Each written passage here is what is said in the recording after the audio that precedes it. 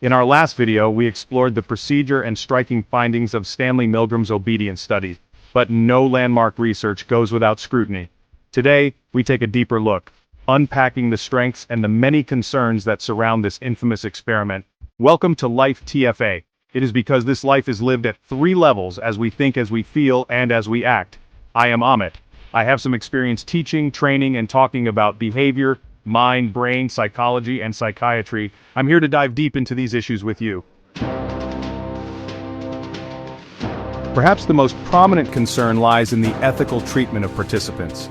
Milgram's study has been widely criticized for the intense psychological distress inflicted on ordinary volunteers. Many participants showed signs of anxiety, sweating, trembling, stuttering, even seizures, all under the impression that they were seriously harming another person. This level of emotional strain breaches the modern-day ethical standards of psychological research. Although Milgram debriefed his participants and followed up with them a year later, assuring that the majority felt glad to have participated, the initial deception was significant. Participants were misled about the true purpose of the study and about the reality of the shocks. This raises questions about the right to informed consent and whether participants were truly able to withdraw at any time. The use of prods such as, "You have no other choice," "You must continue," may have undermined this right, suggesting a form of coercion that compromised participant autonomy. Despite the ethical concerns, the study does display high internal validity. The controlled laboratory conditions meant extraneous variables were tightly regulated, allowing a clear cause and effect relationship to be established between the authority figure's prompts and the participant's obedience. However, there has been debate around whether participants genuinely believed the setup. Some have argued that the artificial nature of the task and the obviously theatrical shock generator might have led participants to suspect it was not real. If this was the case, obedience levels could have been influenced not by authority pressure but by demand characteristics, participants simply playing along with what they thought the researcher wanted.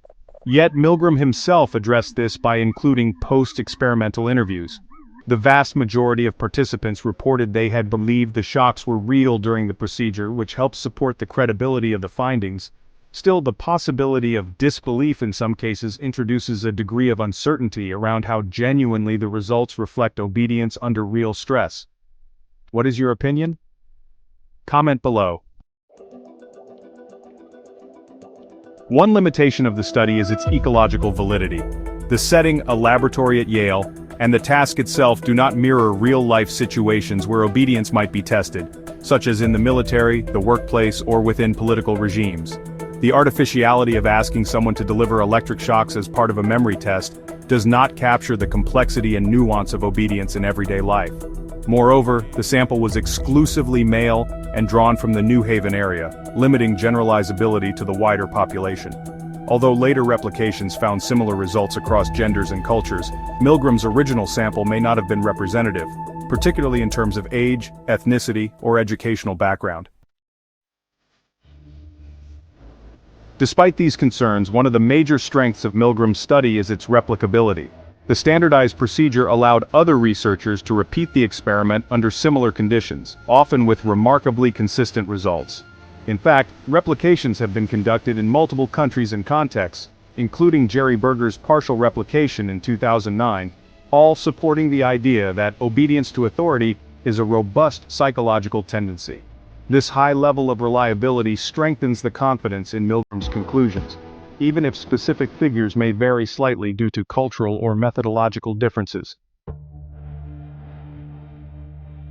Perhaps the most compelling aspect of Milgram's work lies in its real-world relevance. The study provides powerful insight into how ordinary individuals may commit harmful acts under pressure from authority figures, a concept with chilling parallels in history, from Nazi Germany to more recent military and institutional abuses.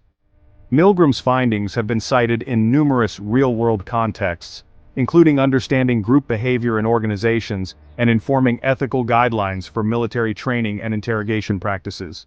By highlighting how social structures influence behavior, the study has shaped both academic theory and public awareness.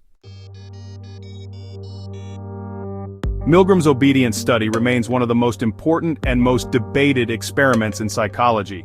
It revealed unsettling truths about human nature, forced a re-examination of research ethics, and continues to spark discussion more than half a century later. It asked a question that still echoes today. Under the right conditions, how far would you go? Thanks for watching. If you found this evaluation helpful, like and subscribe for more psychology explained clearly. Want to explore other classic studies? Check out our videos on Zimbardo's prison experiment and Ash's conformity research, just a click away.